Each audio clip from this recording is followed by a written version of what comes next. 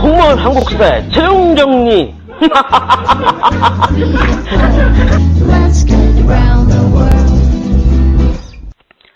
안녕하십니까. 공무원 한국사 최종정리의 주병준 선생입니다. 반갑습니다.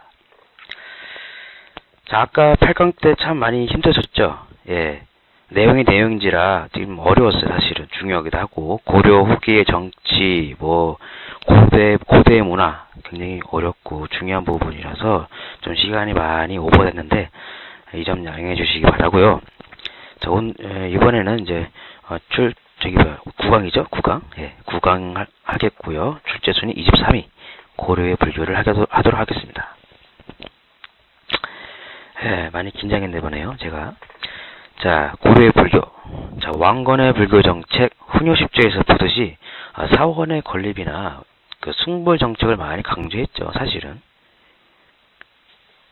연등회와 팔간회를 중히 여겼다. 그리고 광종 때 이제 승과가 이제 등장하면서 시험을 통해서 승계를 주어 승려로 인정. 숙록사를 두어 승려를 관리했다. 국사나 왕사를 두어 국왕의 자문 역할을 담당시켰고, 규녀와 하엄정을 중심으로 교정을 통합하려고 했다. 이게 이렇게 고려시에는 이렇게 불교를 굉장히 강조했죠. 숭상하고. 또 어떻게는 승려를 제도권을 편현시키면서 통제하기도 했고요. 자, 의천 볼까요? 대각국사 의천. 자, 의천은 이천이 활약을 하던 시기는 이제 교정과 선정의 분열이 심했었어요.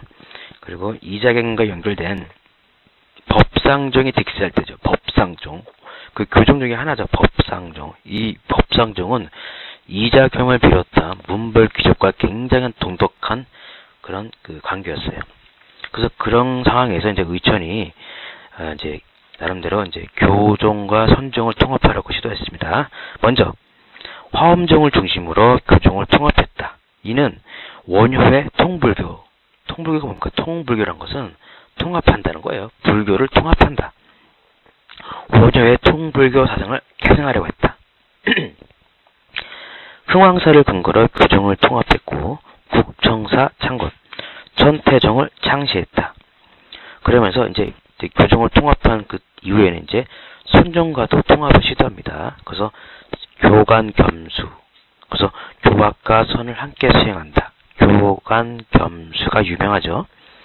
또 성상 겸학, 하엄정과 법상정을 통합했다. 성상 겸학. 그 성이 하엄정이고요. 상이 법상정이에요. 그러나 결국 이 사람은 교정과 선정을 통합하는 데는 실패합니다. 그래서 왜 실패할 이유는 너무 선정을 의식한 정치적인 통합에 불과했다. 더군다나 이 의천이 죽고 나서는 오히려 의천파와 균여파로 분열돼요. 그러니까 하엄정이 균여파와 의천파로 분열되기도 했다라는 겁니다. 아무튼 이 사람은 교정 통합에는 어느 정도 성공했으나 선정과의 통합은 실패했다. 자, 진울은 제외시킬게요. 진울은 좀 이따 말씀을 드리고요. 아니다, 그냥 바로 진울하죠. 그러면 바로 진울은 좋겠다. 자, 진울했긴 할게요. 자, 부조국사 진울은 이제 무신정권 때 사람이죠. 그래서 특히 채시 정권. 이 사람의 활약을 하던 그 시기는 불교의 타락 심했죠. 특히 교종이죠. 그러면서 이때 이제 서서히 선정이 부활합니다. 그래서 이 사람이 또 그 당시가 또 무신집권교였죠. 채시 정권. 그래서 이런 상황에서 이제 나름대로 이제 개혁을 시도하는데 송광사에서 수선사 결사 운동을 주도합니다. 그러면서 조계정을 창시하죠. 그는 이런 교정과 선정의 통합 방식을 위해서 두 개를 제시합니다. 정해쌍수, 도노점수. 정해쌍수는 참선과 지혜를 함께 수행하자. 도노점수는 자기가 부처라는 사실을 한 번에 깨닫고 점진적으로 천천히 수련하자, 참선하자라는 방식이죠.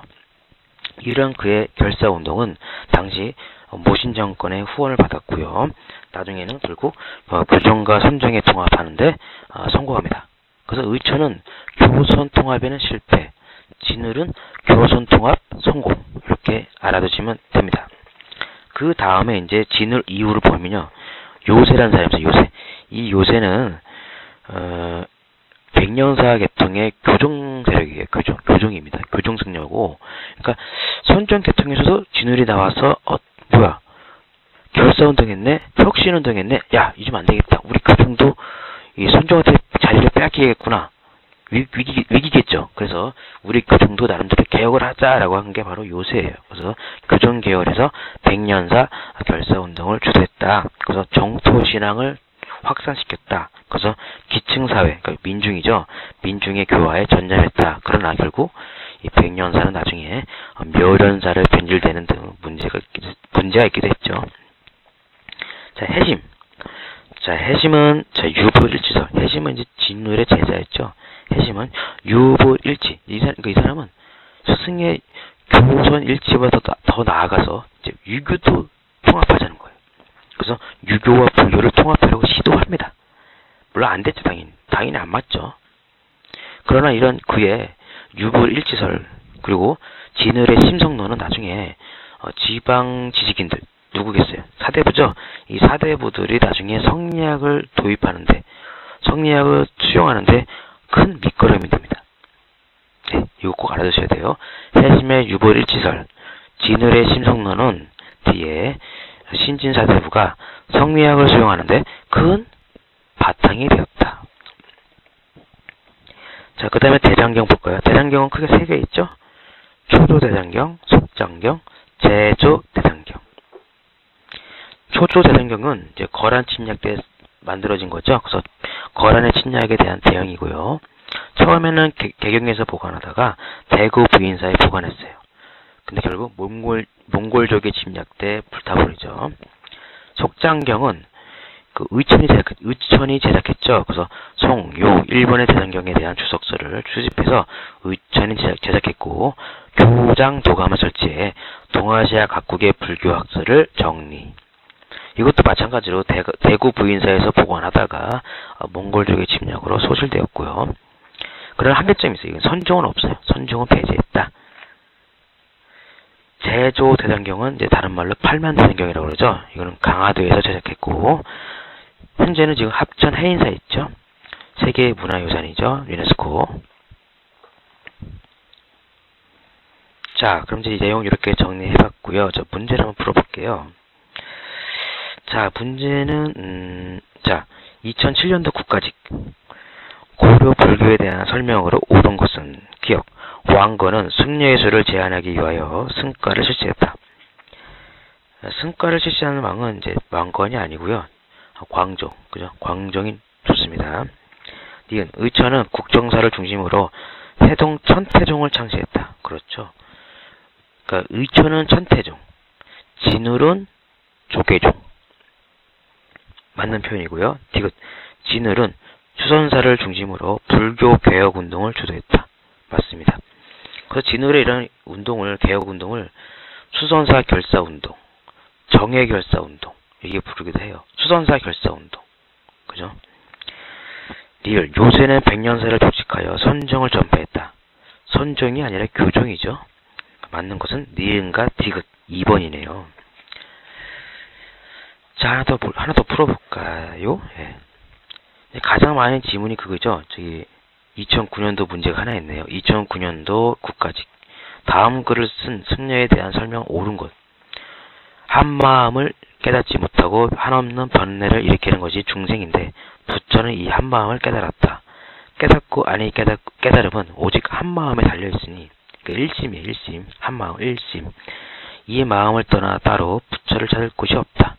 하루는 같이 공부하는 사람 10여인과 약속했다. 명예와 이익을 버리고 살림에 운둔하여 결사를 결성하자. 항상 선을 익히고 지혜를 골고루 하는 데 힘쓰자. 이게 아주 유명한 지문이죠. 이거는 진울이에요. 진울. 수선사 결사운동.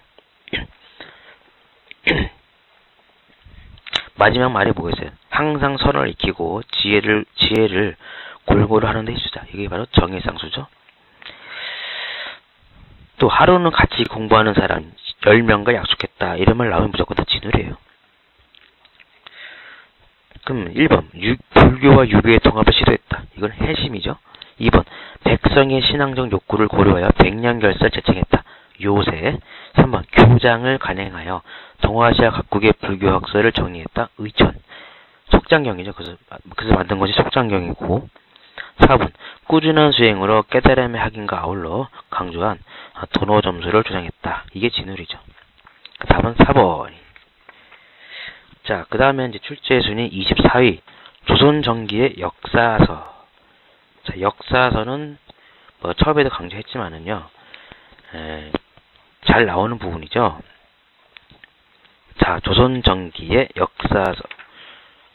그 왜 조선 후기는 없냐? 조선 후기는 처음 했었죠? 2강인가? 그죠? 예.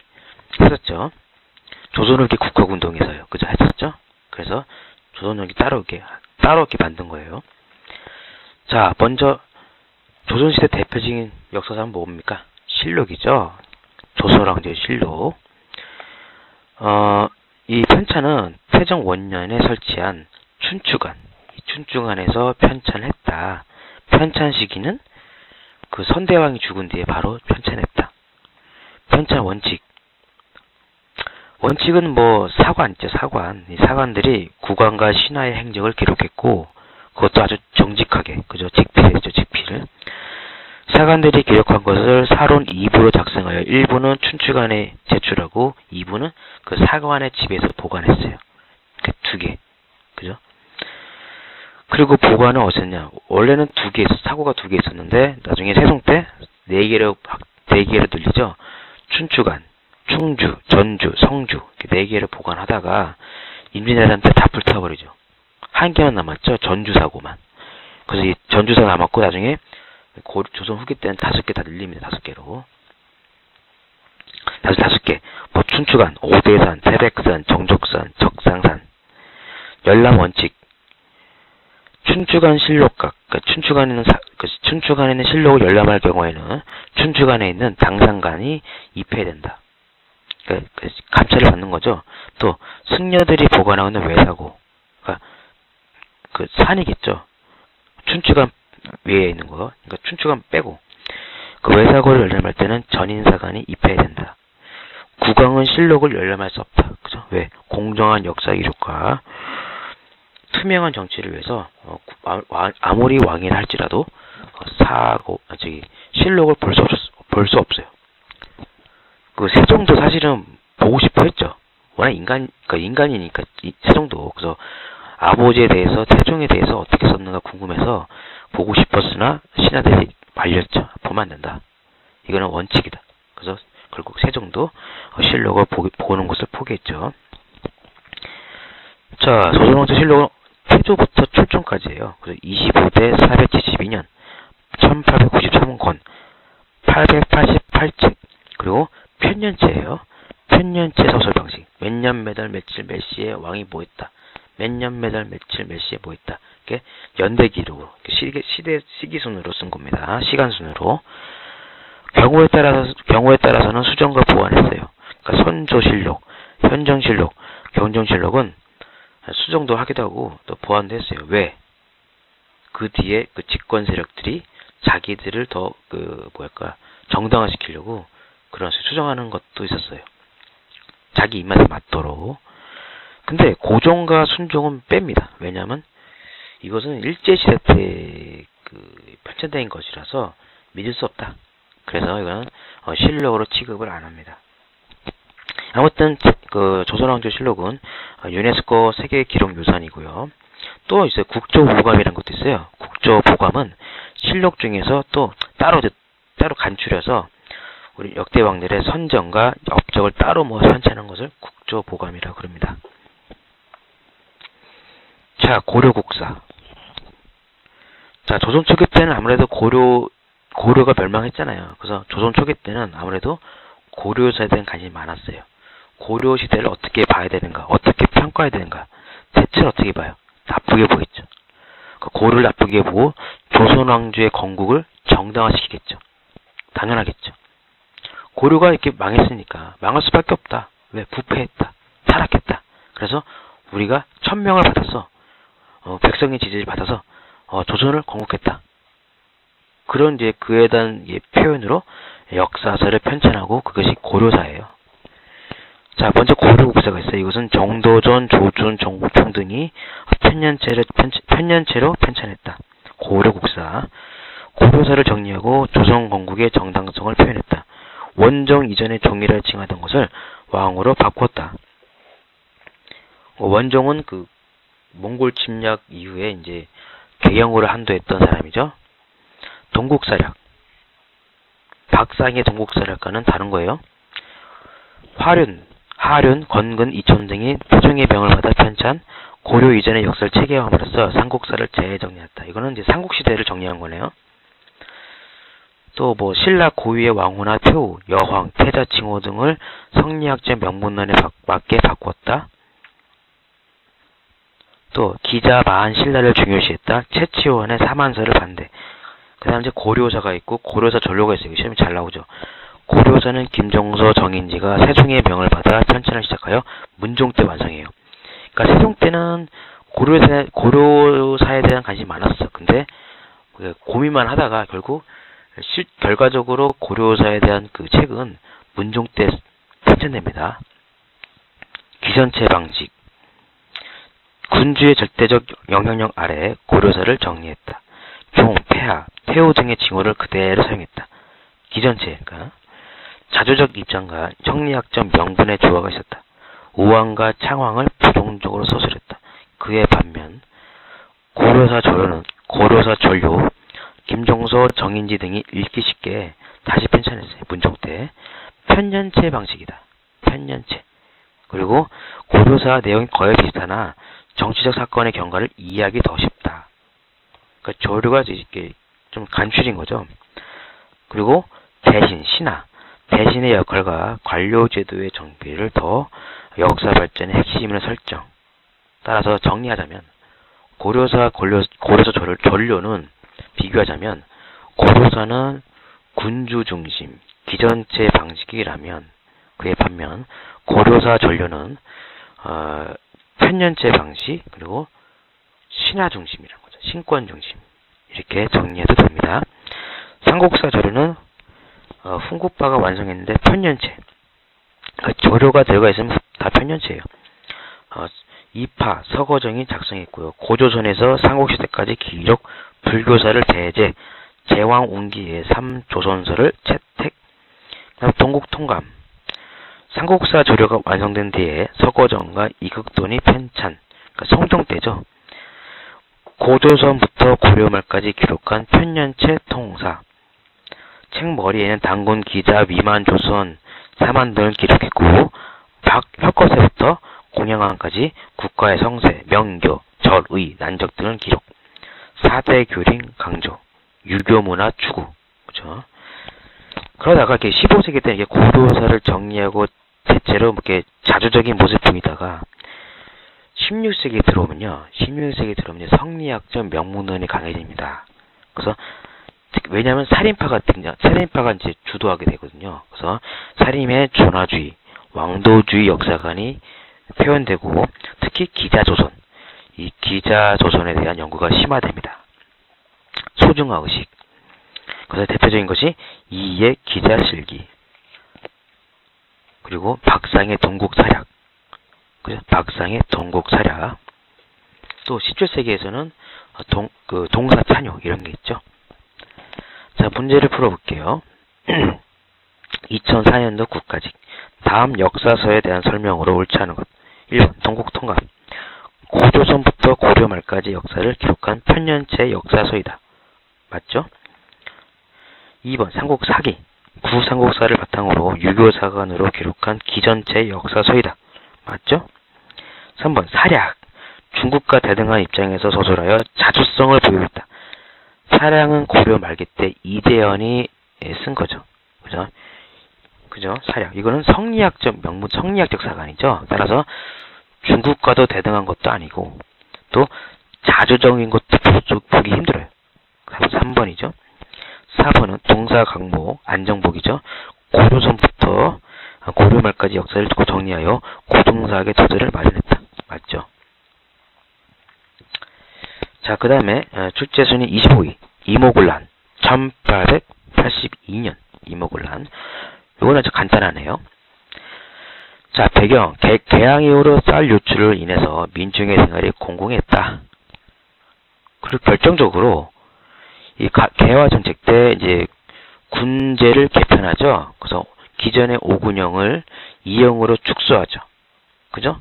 무의형, 장호형. 그러면서 새로운 별기군을 창설합니다. 그래서 이렇게 구식군인을 차별대우하고 별기군을 우대하니까 여기서 구식군인은 5군형이죠. 그래서 불만이 많았겠죠. 더군다나 임금도 책정됐죠. 그래서 거의 1년여 만에 이제 임금을 준다고 그래서 가봤더니 쌀을 받을 줄 알았더니 그 안에 모래 이런 게 있는 거죠. 겨 같은 거. 그래서 열받은 거죠. 그래서 임금이 체벌되자 구식군인들이 봉기를 일으켰고 민중도 합세했어요.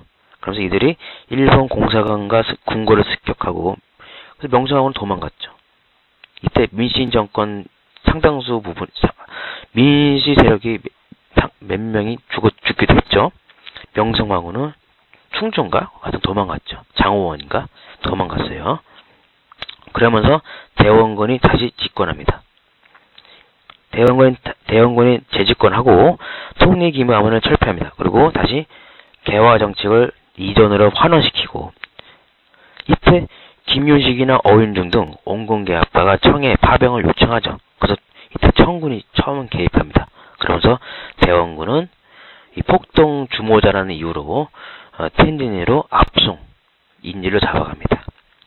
그래서 임오군란이 끝납니다. 결과는 시험은 잘 나왔네요. 예. 일본과 재물포 조약 체결했다. 일본에게 배상금 지불. 일본 공사관의 군대 주인을 허용했다. 그 비용은 조선이 부담. 이 재물포 조약으로 이제 우리나라 역사상 최초로 외국 군대가 공식적으로 주둔하게 되죠. 청해 내정 간섭이 시작이에요. 시작입니다. 심화됐다 그러면은 갑신정변 이후고, 그래서 일본과의 대립 구도가 형성되죠. 이제 드디어 교청상민 수령 무역 장정을 체결합니다. 그래서 청상인이 이제 국내 원래 기존에는 개항장에서만 교육을 할 수 있었죠. 근데 이제는 뭐예요? 이 무역 장정 이후로 이제 청상인이 이제 안쪽 내륙으로도 진출할 수 있었어요.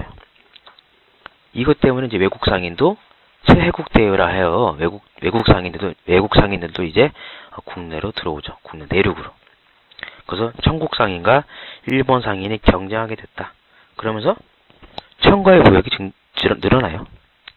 그래서 청일전쟁 직전까지 청과 일본과의 거의 교역액이, 그러니까 조선과 일본 이 무역액이 거의 비슷해지죠.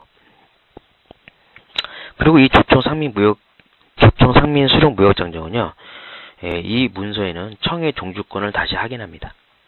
왜냐하면 강화도 조약에서는 이 종주권을 부인했잖아요. 일본 때문에. 그래서 다시 청나라가 이 무역장정에서 청의 조선에 대한 종주권을 다시 확인하고요. 이 무역장정으로 계기로 화교가 진출하게 됩니다. 화교.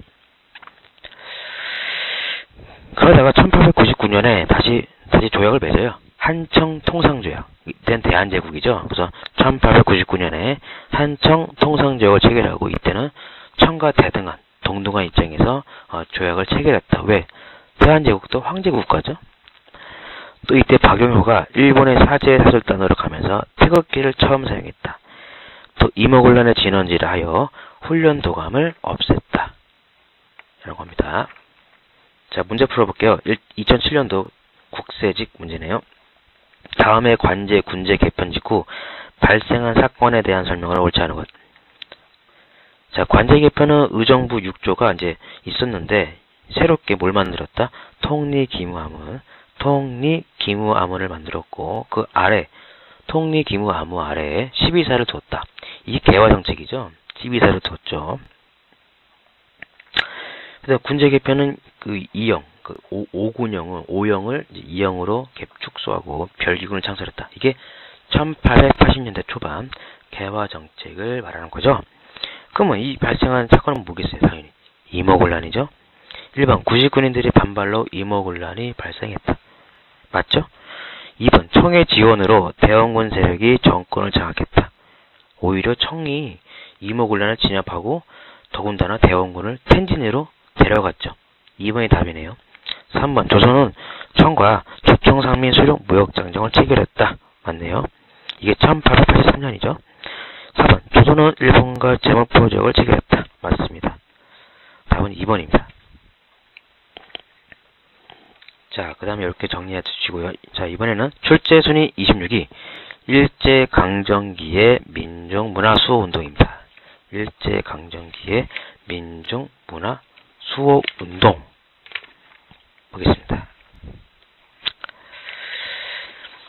자, 식민사학이죠. 자, 식민사학은 크게 세 가지로 볼 수 있어요. 타율성론, 정체성론, 당파성론. 타율성론은 너희 한국사는 자율성이 없다. 꼭 외세가 있어야 된다. 사대주의죠. 너희들은 사대주의다. 혼자 하는 게 없어. 누가 도와줘야 돼. 우리 일본이 도와줄게. 그거예요. 근대화를 도와줄게. 그런 겁니다.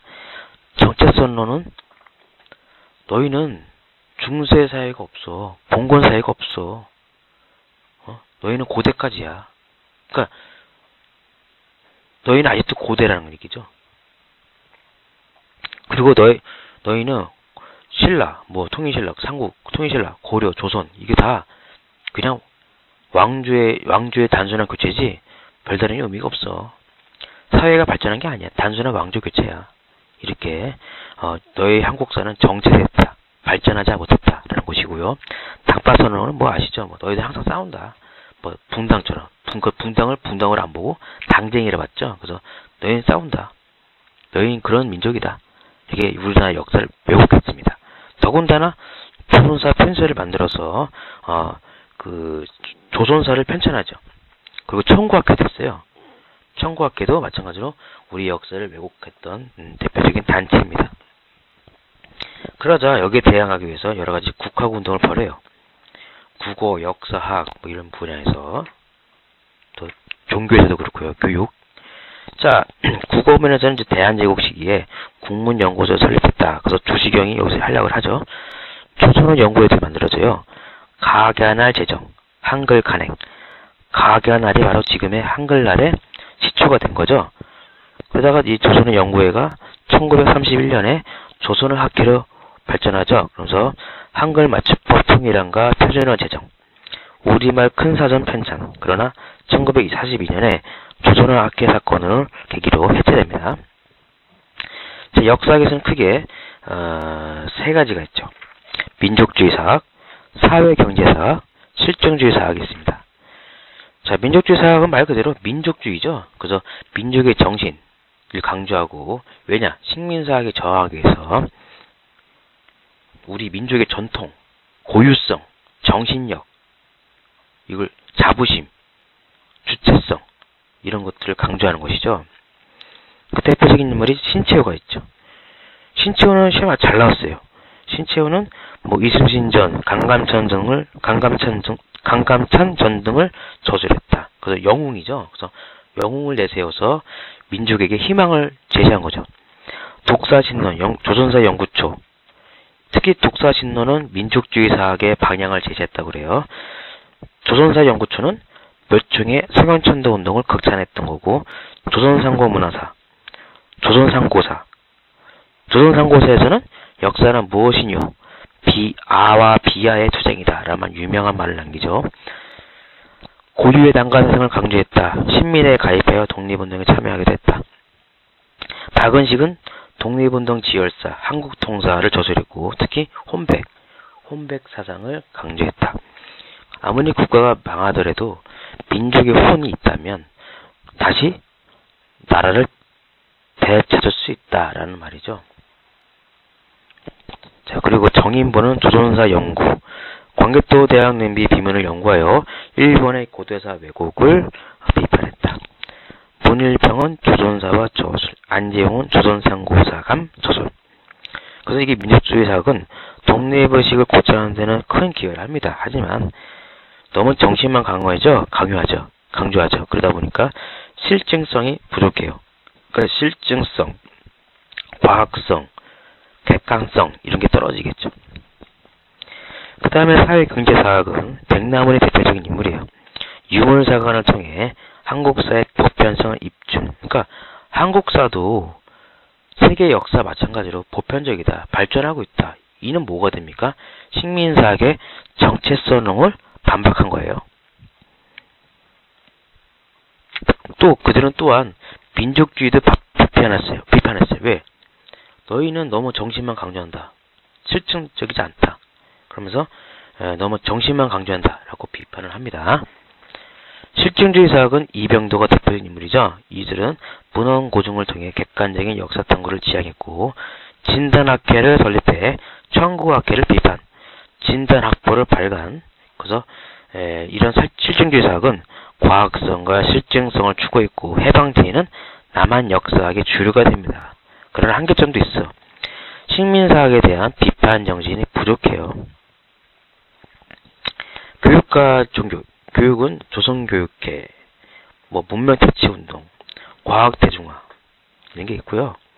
종교가 중요하죠. 천도교. 천도교는 원래 동학이 이제 천병에 의해서 천도교로 바뀌죠. 그래서 3.1운동 주도, 개벽과 만세보 발행.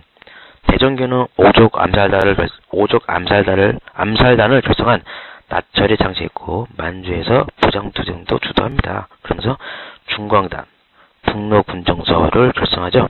그래서 대전교는 굉장히 중요하죠. 이 대전교는 원래 그 당군을 숭배하는 종교죠.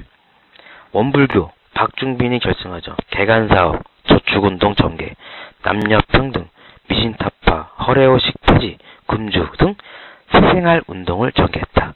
새생활. 개신교는 의료와 교육에 참여했고 일부 개신교에서는 신사참배를 거부하기도 했죠.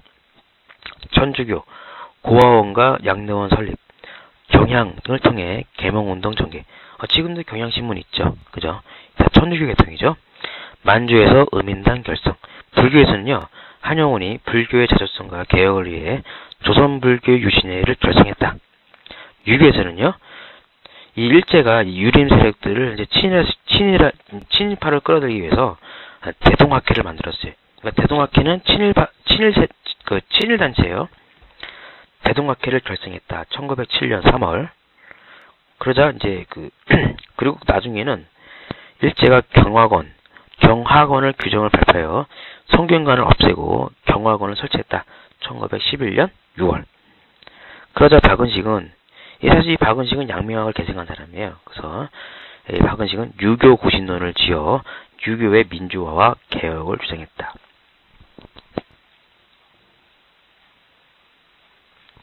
자, 문제를 풀어볼까요? 2002년도 국가직 문제 풀어볼게요. 일제 침략기의 종교단체에서 전개한 민족운동에 관한 설명으로 옳은 것. 이건 단순한기 문제죠? 자, 1번. 천주교는 중광단을 조직해 무장 항일 투쟁을 전개했다. 중광단은 대전교입니다. 틀렸죠? 2번. 천도교는 경향 등의 잡지로 민중계몽에 이바지했다. 경향은 천주교입니다. 3번. 대승교는 남녀평등, 허례호식 폐지 등 새생활 운동을 추진했다. 원불교죠? 4번. 원불교는 개간사업과 저축운동을 전개하여 민족의 자립정신을 켰다. 답이 4번이네요. 자, 하나 더 풀어볼까요? 문제가 또 많네요. 자, 하나 더 풀자면은, 자, 2011년도 국가직 문제를 풀어볼게요. 20세기 초 종교계의 민족운동에 대한 설명으로 옳지 않은 것. 1번. 한용운은 일본 불교계의 침투에 대항하면서 민족 불교의 자주성을 지키기 위해 노력했다. 당연하죠. 2번. 손병희는 일진회가 동학조직, 이용구죠. 이용구가 동학을 이제 친일시키고 이들이 누구야? 송병준과 함께 일진회를 만들죠. 일진회가 동학조직을 흡수하려 하자 천도교를 창설하고 정통성을 지키려 하였다. 맞죠? 3번. 박은식은 유교 구신론을 지어 유교가 민주적이고 평등한 종교를 거듭나야 한다고 주장했다. 맞습니다. 답은 4번이네요. 김태경은 전국의 유림들과 더불어 대동학회를 결성한 후 유교를 통한 애국계몽운동을 펼쳐나갔다. 아니죠. 이 대동학회는 유린세력들을 이제 친일화시켰던 대표적인 친일단체죠. 전혀 상관이 없죠. 그 답은 4번입니다. 이해되셨나요? 네. 그러면 각 구강은 이렇게 구강은 이렇게 정리하고요. 예, 자꾸 말이 더듬네요. 죄송합니다. 구강 여기서 정리하고요. 저는 다음 강의 10강에서 찾아뵙도록 하겠습니다. 고맙습니다. 더 많은 자료를 원하신다면 오릭히스토리.com 클릭 right now.